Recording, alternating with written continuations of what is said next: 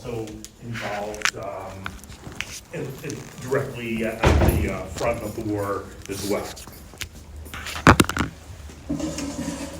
All right, so women of different social classes start mixing for the first time.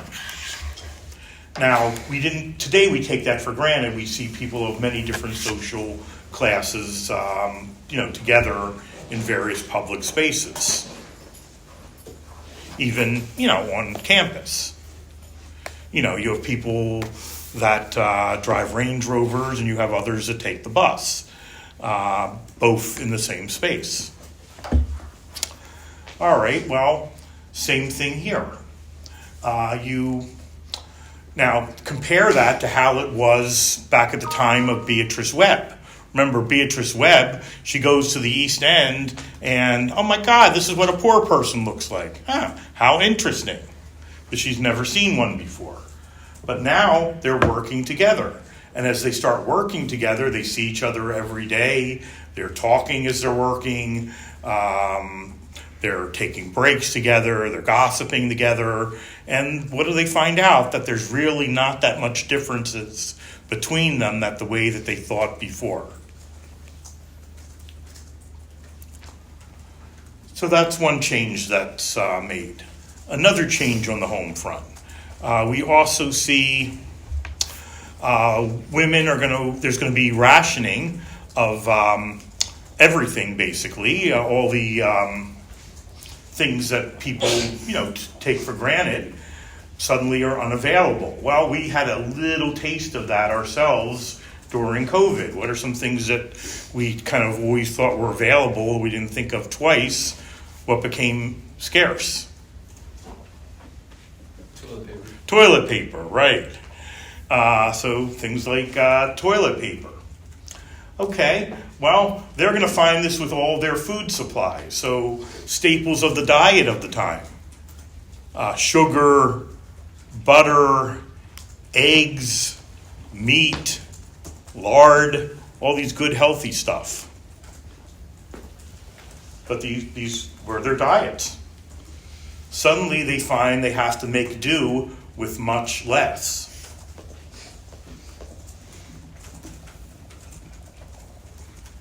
So it'd be like suddenly going into the dining hall and instead of, grazing on whatever you want there, they suddenly say, hey, you can have 2 ounces of salad, 1/4 size of the already tiny burgers they have here, and to fill you up, a big lousy bun. Okay, so the same buns. You're used to a certain amount, and then you suddenly find that you're without that. All right, so that's the position that the women were in. So at the same time, they're working outside the home, raising children, something they haven't done together at all. Suddenly they had to make it work. And just remember the fear factor. Now, it's not like today where you can keep up with your loved one wherever they are, via text, email, instant message, whatever. Here, you often wouldn't hear from your loved one for months, if not more, on end. And the biggest fear that they had was, okay, first of all, at nighttime, it had to be complete darkness so the enemy could not see that they were over a metropolitan area. And they even had these blackout curtains that would make sure that nobody could see any light going on inside. And if they found you had lights going, you'd be fine. So, and you'd be seen as unpatriotic. So, you would make sure that didn't happen. But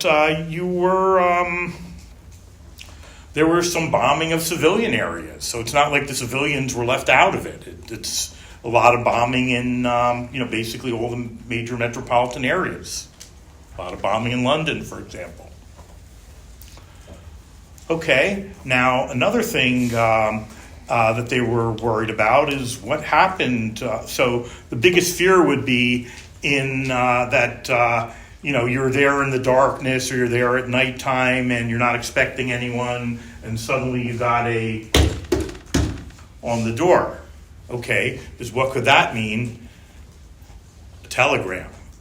And what's a telegram going to be usually? Someone died, something from the war.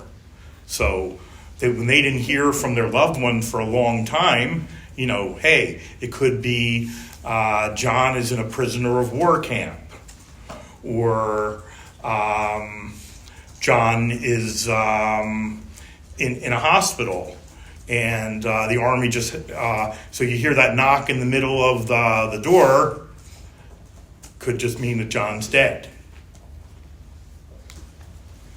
But he could just be fine and not able to get his message out to you, or he could be locked in the John and not able to get out. But in one way, it's kind of a scary thing. Okay, so that was always a very frightening thing to hear that. And they're making do with much less. They're having new jobs, they're meeting new people that they never knew anything about, so their whole lives are changing. Okay, so these are some of the things going on at the home front. So they're not immune to the war effort. And, soldiers are always complaining about the food quality during a war, but they're getting the majority of the food. So whatever's left over is what the people at home are eating. All right, now in the beginning of the war, of course, we saw the United States was not on either side. We were not part of the Triple Alliance nor the Triple Entente. Now, do we prefer one side, have a closer relationship with one side than the other? Definitely. But initially we're maintaining a neutral stance. Who are we going to be closer to, the English or the Germans? Okay, why? Because they're closer allies than the Germans. Yeah, they're closer allies. Are we speaking English or Deutsch? So a lot closer. All right, so what brings America into the war? Well, there's going to be an event called the Lusitania. The Lusitania was a passenger cruise line. And in 1915, it is going from Ireland to the New York. All right, so it's going from Ireland to New York. And about 40 minutes after it left Ireland, it gets sunk by a German submarine and hits the bottom of the Irish Sea. And in that event, 128 Americans drown. It hits the bottom of the Irish Sea in about 45 minutes.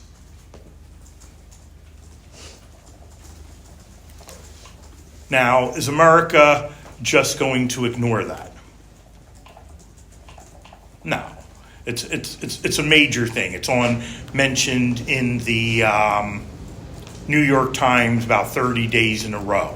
It's what everybody's talking about. And most Americans saw that as an attack by the Germans against America. So the question is how to react to it. Well, there's different theories about it. Okay, one theory, the Germans made a mistake.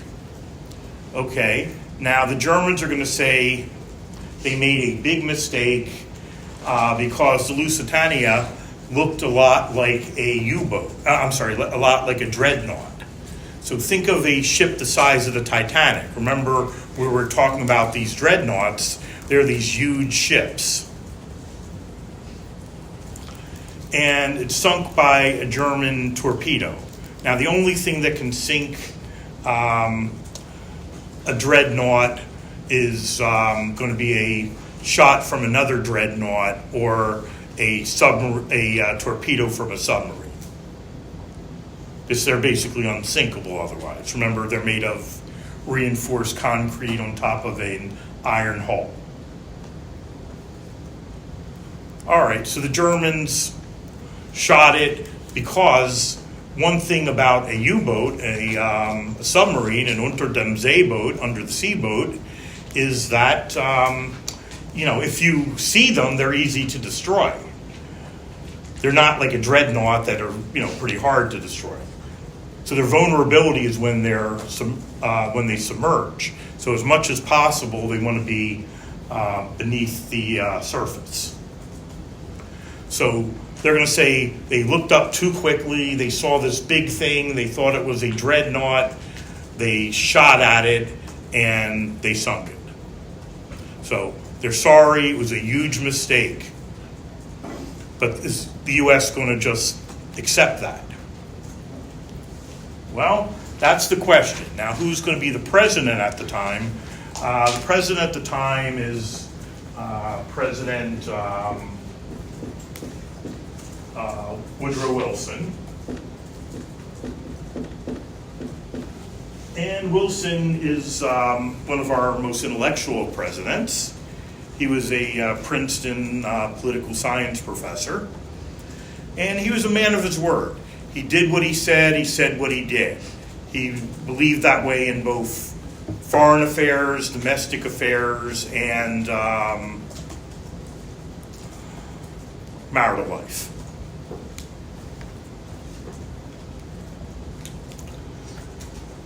So he had a big question on his hands. Now, most Americans are saying, this is an act of war, get those people.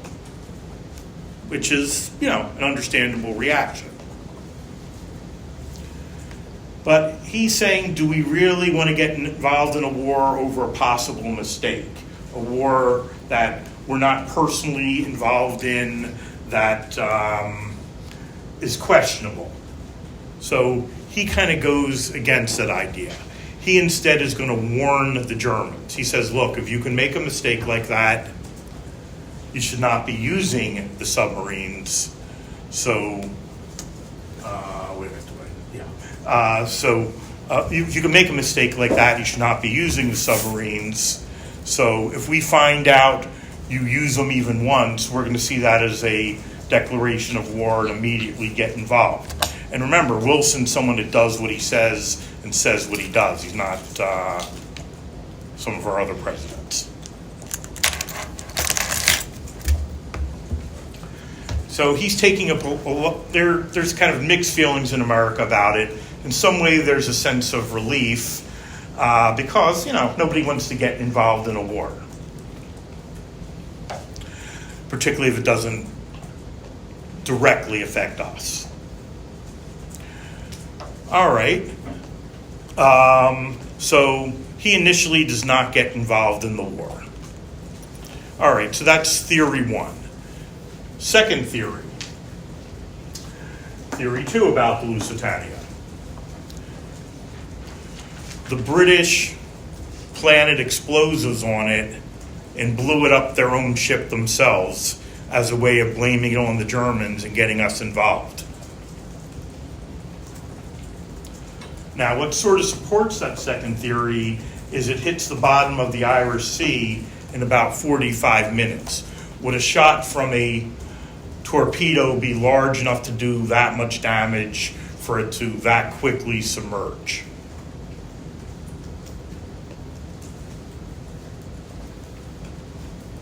Theory three. Okay, another one of the things that supports theory two, the British have not allowed divers to go down there and look for the remains. Now, they have the right to that. It's under the Irish Sea, under their dominion, but would they do that if they didn't have something to hide? Is that still the case? Still the case. Theory three.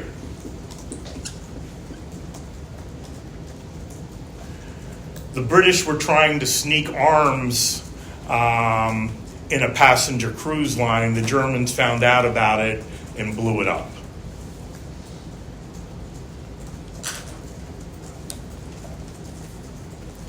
Who blew it up? The Germans, yeah. So the British blew it up themselves, theory 2. Theory 3, the Germans blew it up when they found out that they were trying to use this passenger cruise line as a way of sneaking arms.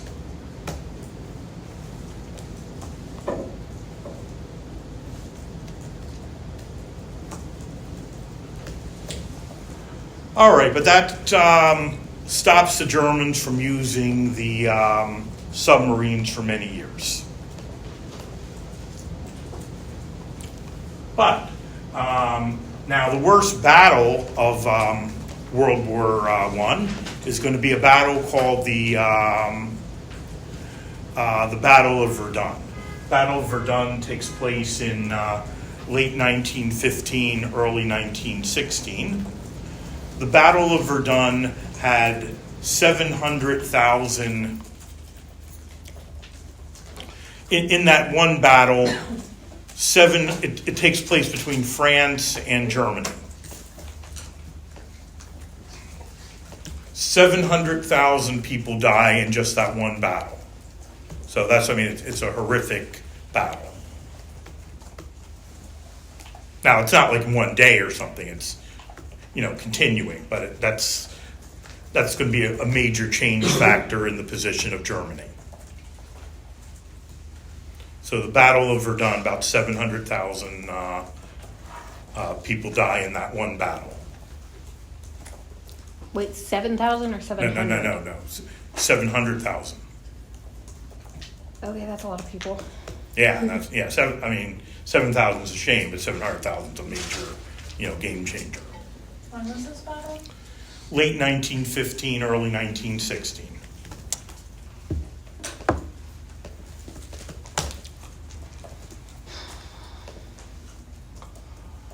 All right, now one of the best portrayals of what life is really like in World War I is a novel by Erich Remarque called All Quiet on the Western Front.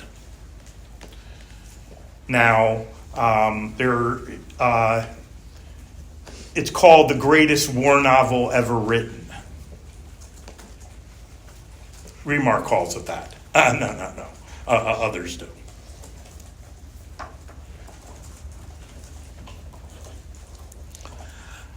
So, the greatest war novel ever written. And has anybody read that? It's commonly assigned in either English classes or, okay, what class did you have it in? History. History, okay. What grade?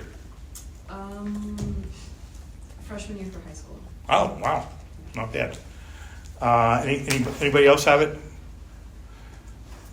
What class? It was either, I know it was CPA English. English, okay. So sometimes it's in history, sometimes it's in an English class, and I think I remember reading it as either my sophomore or junior year of high school in a history class. And, I'm going to be the first to admit I don't like action-based anything. I like talk a lot more than do.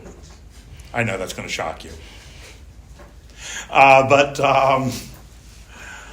Okay, so, but I have to admit that I stayed up I remember I was up till 3 a.m. reading it. It was just so interesting I couldn't put it down, even though I had to get ready for choir before school. I think the choir used to meet at 7 o'clock. So, that's it. It was just so interesting.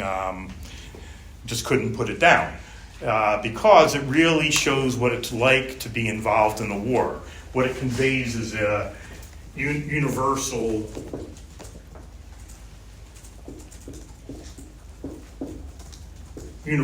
experiences about war instead of romanticized.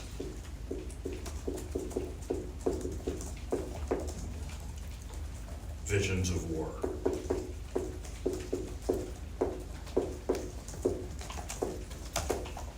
So most war novels have always been popular, but usually they were portrayed in a romanticized way. So they would show clear winners and clear losers. The winners were always virtuous. The winners got rewarded for their virtue. You know, the ones who fought hard got the pretty girl in the end, and they were seen as heroes. But that's not always, or rarely is, the way wars really are. So instead, this is one of the first portrayals of a universal experiences about war. Now, Remark himself, as you can tell by that name, you know, you don't find that spelling of Eric other than a German spelling. Erich. So it's shows from the point of view of a German soldier, but it could just as well have been an American one, a Italian one, a Russian one, a French one, etc. But what makes it so applicable to all different people is the experiences are going to be basically the same. All right, so what I used to do is assign this book in the class, but then I realized people aren't going to read it anyway, so I don't do that anymore. But it's actually it's a great novel, and if I don't want to say on the lazy side, but let's say you're somewhat interested in it, but all right, we'll be kind and say you don't have time to read it, but you don't have time to read it, so you're but maybe you have some interest in it. There's actually 3 movie versions of it. The first one in black and white. There's a second one in 1974. The main character played by Richard Thomas. That's John Boy Walton, if anyone knows that show. And, good, somebody else other than me. And then the third one is a real recent one they did on, I think it was either Netflix or Hulu. That one wasn't particularly good. I was a little disappointed with that. You liked it? You liked it? Okay. No, I mean, at least you saw it. I mean, but I admit the black and white one felt too removed.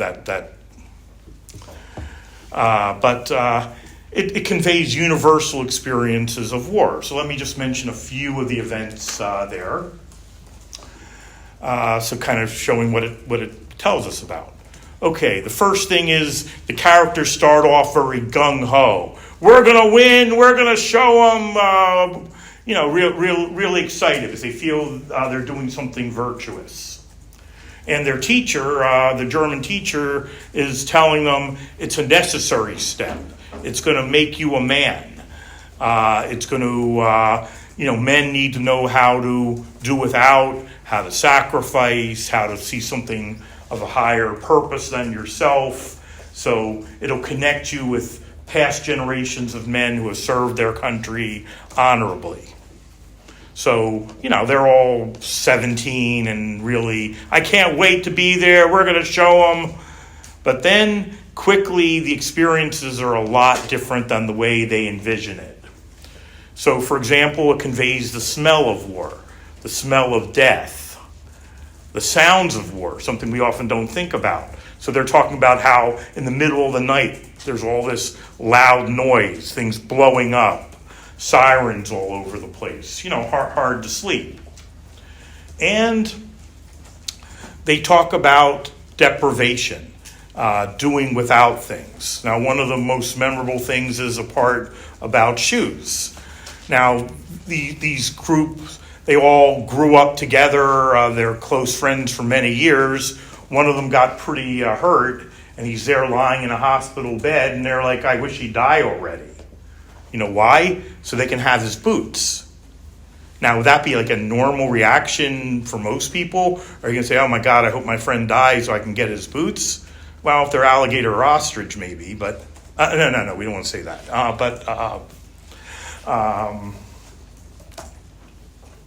Hey, some of us like boots, but no, that would be an odds thing. But it made perfect sense under the conditions because he's never going to use them again. They're without shoes, trying to go on these 10-mile journeys in the middle of the winter. So it made perfect sense. Okay, now another thing is food. You know, as the song in Oliver talks about, food, glorious food. Well, you know, we all enjoy food, I'm sure. Some of us way more than others. But, you know, we basically can eat what we want, whenever we want, how much we want. They can't. They're without food. Where do you really appreciate food? You really appreciate it when you can't get it. And they can't get it. Okay, then there's the question of hunger or thirst. What comes first? Well, one of the fears they're going to have, these are all, you know, they just graduated high school. They're wondering whether they're going to even, you know, make it to the end of the war. And one thing they want to experience is sex. Okay, and so they have this chance. Do they want to trade their bread for sex with women from the opposing side?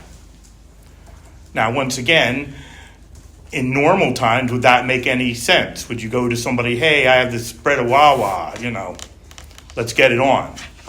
No. But when people don't have any food, sure, it's something you can trade. Another big thing to trade is going to be cigarettes. Once again, if you don't smoke, you don't notice, you know, being without it. But if it's something that you're so used to and you have this, you know, nicotine addiction, it's going to be something for, you know, you're desperate for that you can trade. Another part of the book is they meet the German, the head of the Kaiser, the head of the German army. And what do they expect the great Kaiser to be like? You know, Paul Bunyan like, you know, 6'7", super deep voice, can carry a cow on his shoulders. He turns out to be a tiny, weak-looking librarian-like figure with and with a, you know, high, squeaky voice. So it shows the difference between reality and expectation. Another part, they have this soldier right in front of them. He kills the soldier with his bayonet, and you know, they notice it's a lot different than a video game. Seeing somebody die in great pain right in front of you, bleed to death, you know, horrible, disgusting thing. But a part of the war experience. And what does he find out when he goes through the guy's pockets afterwards? He finds out the guy's the same age as him. He had just gotten married. He had a, you know, new baby on the way. And, you know, he wonders, why did I have to kill this guy? He's never done anything to me. His country never even did anything to me. Why am I expected to hate someone I never even met before? So it shows this changing viewpoint, the difference between what war is really like versus the romanticized vision. All right, so anyway, that's remarks all quiet on the Western Front. Now, eventually, the Germans are going to lose the war, and of course, who gets to make the decisions about war reparations and blame? The winners or the losers? The winners, right. So where all that's going to be decided is going to, now the war ends on November 2nd, 1918. Now, America was only in it from April 1917 to November 2nd, 1918. So America enters the war, but we're not there for the majority of it. So what gets us to get involved in it again? The Germans got desperate after the Battle of Verdun, so they took a gamble. They said, look, you could see why Wilson was mad at the time, but it's a long time past. So think of like anything that bothers you. You break up with somebody, you failed a test, you got fired from a job. These things are really going to bother you at the time. They seem like the worst thing in the world, right? Are they going to feel the same a year later? No, but you've moved on. So he feels that way Wilson, he believed, was probably bluffing. He's not going to get involved in a war over a piece of paper, an event that happened, years earlier. But he didn't really understand Wilson. Remember, what kind of person's Wilson? He's a man that believes a certain way, does what he says what he does, and, a man of strong principles.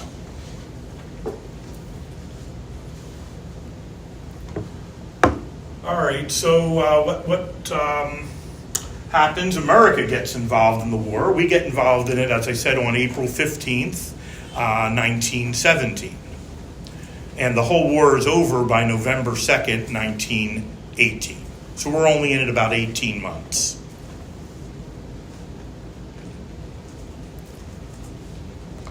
All right, now you may wonder, how could the war go on that long? There's us, Russia, England, and France against just Germany, Austria-Hungary, and Italy. Wouldn't we cream them? Well, here's the thing. There's going to be an event called the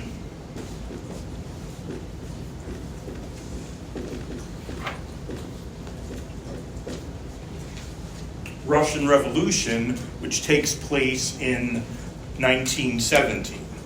So with the Russian Revolution, the Russians are going to bow out of the war. They become a communist nation. They become the first communist nation in the history of the world. So Russia becomes, in 1917, the USSR, the Union of Soviet Socialist Republic.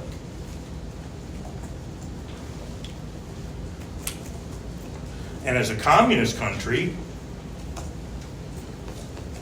they're going to have nothing to do with the war. Here's why.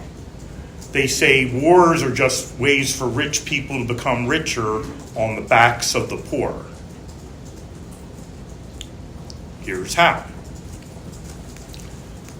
Remember, everything going full blast at times of war. So, who owns these factories? Rich people or poor people? Rich people, okay. And are they paying the workers fair market value for their labor? Now, you're told it's for the war effort, you're going to earn what we tell you you're going to earn. Just like the soldiers, are they being paid fair market value for their labor? No. They're being told what to do and at what price, under what conditions. There's no collective bargaining. So the rich people are becoming richer and richer, the capitalists, on the back of the poor. And that's why the Soviets want nothing to do with it. So they say, we're not going to let just rich people take advantage of our poor. We're going to just bow out of the war. It has nothing to do with us. So the Russians are going to maintain an isolationist policy for about 15 years. They're going to focus on building up their infrastructure, their country, not on international affairs. So who replaces them? Us. So we're in much better shape. We're strong. It's not fought here. We're rich. We're in good shape, much better than anywhere else during the war. All right, so the war ends, though, November 2nd, 1918. But then, after the holidays, there's going to be the reckoning about the war. Who's to be blamed for it, what the war reparations are. All that's going to be decided at what's called the, number 5 here, the Treaty of Versailles. And the Treaty of Versailles takes place in Versailles, France, is starting in January of 1919.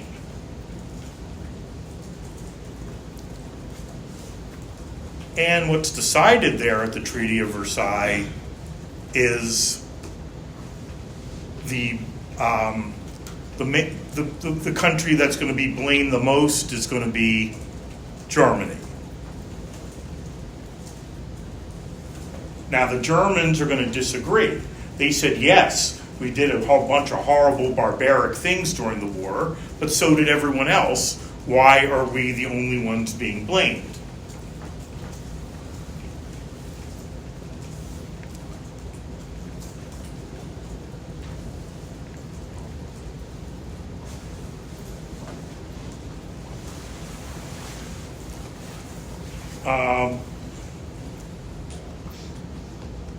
So okay, so they're the only ones being blamed, and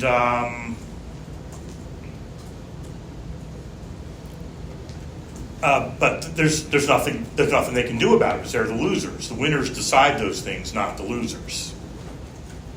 Okay, so Germany blamed the most. Germans angry about it, but not much they can do about it. All right, so here at the Treaty of Versailles, here's what's decided. All right, so Germany blamed almost entirely for the whole thing. They said the Germans are aggressive. The Germans could have stopped it. The Germans did these horrific things during the war, so blame Germany. The Germans disagree, but there's not much they can do about it. All right, so here's the penalty placed upon Germany. Now, it's decided at the Treaty of Versailles that the Germans are not going to be allowed to have a military, even to protect themselves. There's instead going to be an occupied army there made up of different countries, not their own to protect themselves. Because they feel, hey, you give the Germans even a cap gun, they're going to build a militia. It's in their nature.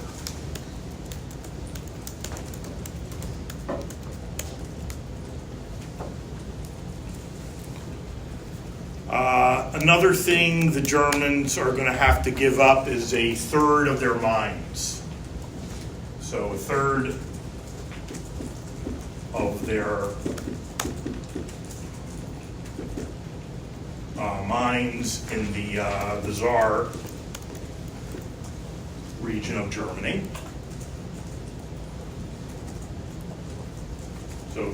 So no military, they give up a third of their mines. Another thing is the Germans are going to have to give back to France the territories of Alsace and Lorraine. They won them in the Franco-Prussian War. They now have to give them back. So imagine what it's like for those people. They don't know what they are anymore. It would be like, northern New York right near Canada. So they want to say about or about. Are they American or Canadian? All right, so third of their mines, the territories of Alsace-Lorraine. They're not allowed to have an army. And that's not the gist of it. Here's the biggest part. Okay, so how much did the war cost all the countries combined? It cost, at the time, $3.3 billion.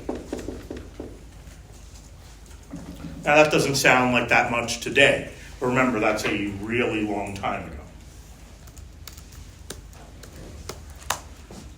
All right, so that's what it cost all the countries combined financially for the war. But that's not how much Germany's going to be blamed. I mean, how much they're going to have to pay back.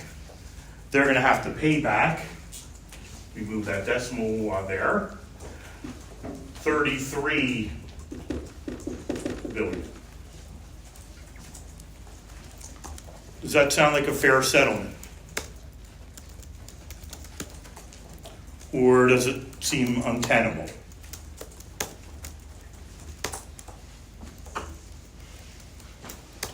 Well, let's see what the leading economist at the time has to say about it. The leading economist of the time period there at the Treaty of Versailles is a man by the name of John Maynard Keynes, J.M. Keynes. So J.M. Keynes, the leading economist there at the Treaty of Versailles. And what Keynes is going to be known for is something called Keynesian economics, which I'll tell you what that means in a second. All right, here's what Keynes says. He says this is a ridiculous amount. He says there's no way they're going to ever dig themselves out of that, and you're burying them in too deep, And no matter how angry you are at them, you can't let that affect the way that you see them, the way that you treat them. Because he said the people that are going to be the most, the ones who are in the worst position are going to the ones who are most desperate are going to be the ones who lash out. The ones that have nothing to lose are the ones you have to fear the most. Because what do they have to lose? It would be like, what would be more scared about coming here to the campus? A whole train full of lawyers with their Mont Blanc pens, or a whole train full of homeless people moved in from the hub of hope in Center City.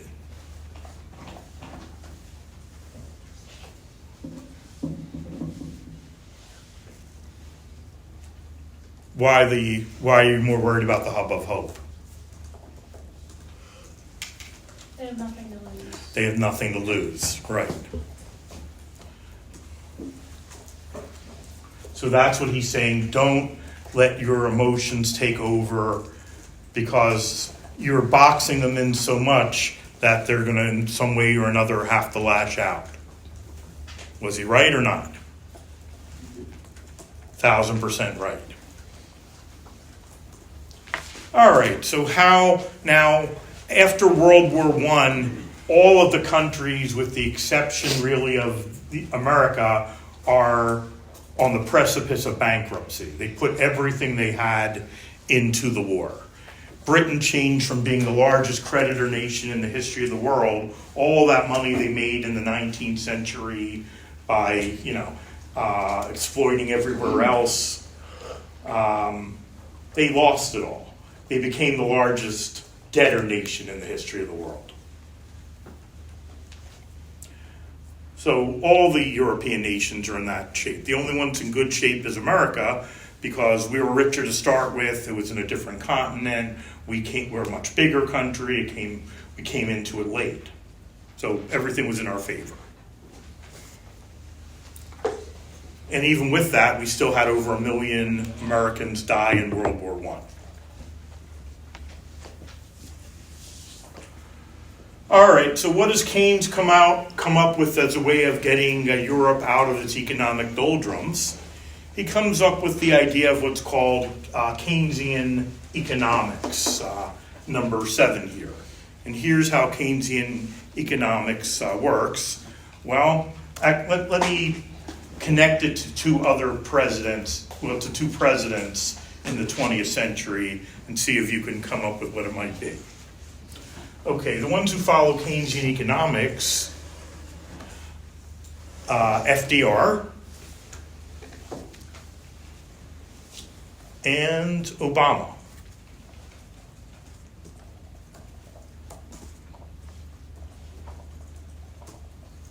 All right, so what could it be? Like government funding programs? Right, good. Government borrowing money to start programs. So it's called deficit spending. So Keynesian economics is definite spending. It's the idea that the government borrows a lot of money so it can kickstart the economy. It creates jobs.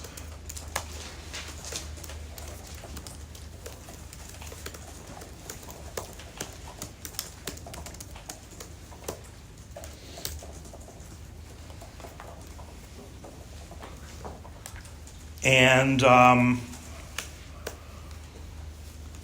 so suddenly it gets the economy going. Okay, so think of Roosevelt with the WPA, the Works Progress Administration.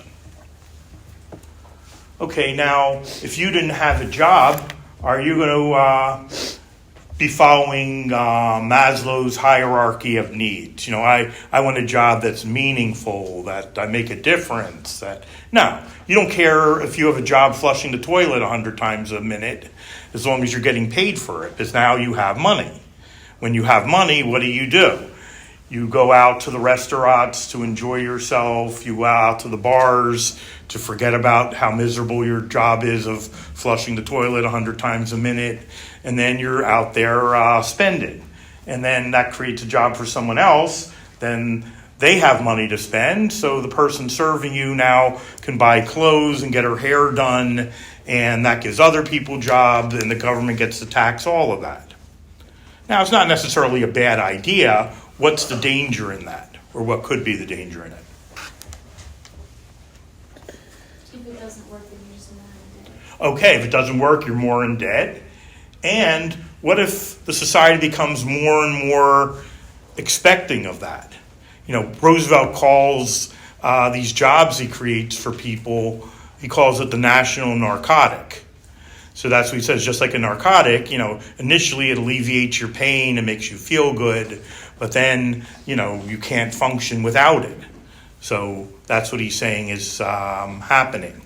All right, so that's what, Keynes comes up with, this kickstarting the economy by having the government borrow money, create jobs, and give people jobs, which then create jobs for others. Now, Keynes says something, yeah. Then if they took away the jobs, wouldn't the economy collapse again? Because then people aren't making money and they're not spending it. So if they take that away, then they're taking away all those jobs. Well, we'll see that. Yeah, see that's the problem with it too. It's people get expectations. Like think of any government program. How well does it work when they get rid of it? People are going to really resent it. They're not going to know how to do without it. And then the big problem is then people aren't going to try to find their own jobs or get a better job. They're just, I'm satisfied with this job. It's a job. The society functions better if people can create new jobs, not just be assigned them. All right, well, another part is, now here's something that Keynes says. See what you think he means by this. He says if you owe the bank £100, you're in trouble. But if you owe the bank £1 million, the bank's in trouble. What do you think he means by that? Like you're never going to be able to pay it back. Right. So £100, okay, you can work and pay it back. You may have to do a job you don't want to do or work a second job, but you can come up with that. If it's £1 million, they shouldn't have lent that, and then they're stuck when you default on it, like we saw with the subprime mortgage loans. Now, you can understand why people would take them. I mean, before somebody, hey, I make minimum wage or a little over minimum wage, I probably should be sharing an apartment with somebody or rent a room from somebody. But what if they said, hey, with some creative financing, you can have a $500,000 house. You will just create it so you pay it off over 500 years. We know you're not going to live to 500, but that's a way of. But if that's the case, are you going to really care much about the house? Or do you have any real investment in it? No, there's none of your money in it. None of your, what do they call it, sweat equity. So that's kind of what happens here. The Germans are caught in that way. Okay, so it'd be like, let's think of like student loans. All right, so, borrowing money for long-term investment, you'll make more money later. You'll easily be able to pay it back over, many years. Okay, if it works out that way, great. But what if, you go to vet school and you borrow a lot of money to go there. Not only are you not earning money while you're in vet school, but you're paying. And then, you find you can get a job, but the only job you can get is at a PetSmart. Are you going to be like, is it going to be any purpose of trying to pay back the student loans? No, you'll never be able to pay it back anyway, so why even try? That's what the Germans began to feel. So after World War I, there arose, for the first time, the idea of, number 8 here, totalitarianism. Okay, totalitarianism means total control by the government. That it's a very extreme kind of political philosophy. where the individual doesn't matter. The only purpose of the individual is to serve the state. The state dominates the individual. Now, there's always a balancing act in every society. Now, if most of us are being honest, do we care more about what we can do to improve the society or what we can get out of being a member of society?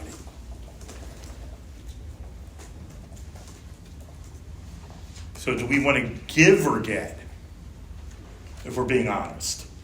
Get, 100%. But that totalitarian goes the opposite. They're saying it doesn't matter what happens to the individual. If they have to suffer, if they have to die, if they have to be relocated, they have to do different work than they want to do or they're trained to do, none of that matters. All matters is the greatness of the society. So everybody has the purpose of giving everything they can for the betterment of society. So with that's the idea of total control by the government, where the individual doesn't matter, just the state does. The state overwhelms the individual. And that the totalitarianism leads to Stalinism in Russia. So Stalinism would be totalitarianism on the far left politically. So communist Russia under Stalin. It would lead to Nazism in Germany. That's on the far right, where the individual doesn't matter, just the state does. And in Italy, fascism. And fascism, sometimes called Italian Nazism. Nazism, sometimes called German fascism. They're both totalitarian movements on the left. But notice, nothing like that ever before. They emerged out of the desperation after World War I. Okay, I guess that will be it. So I will send you out the list of those terms for Thursday, and please make sure and study for it. Come up with your excuses why you can't take it now. Did you say that fascism is on the far left or far right? Left. I'm sorry, right. Nazism and fascism. Sorry about that.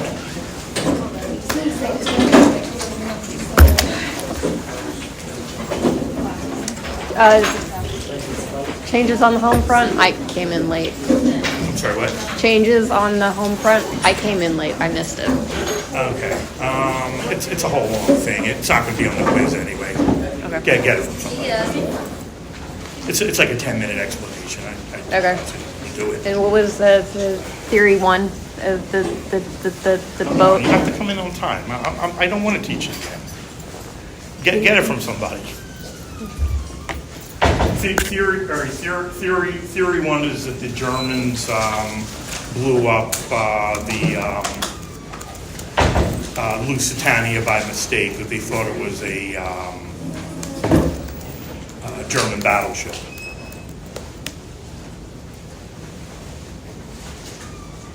I'm sorry, they thought it was a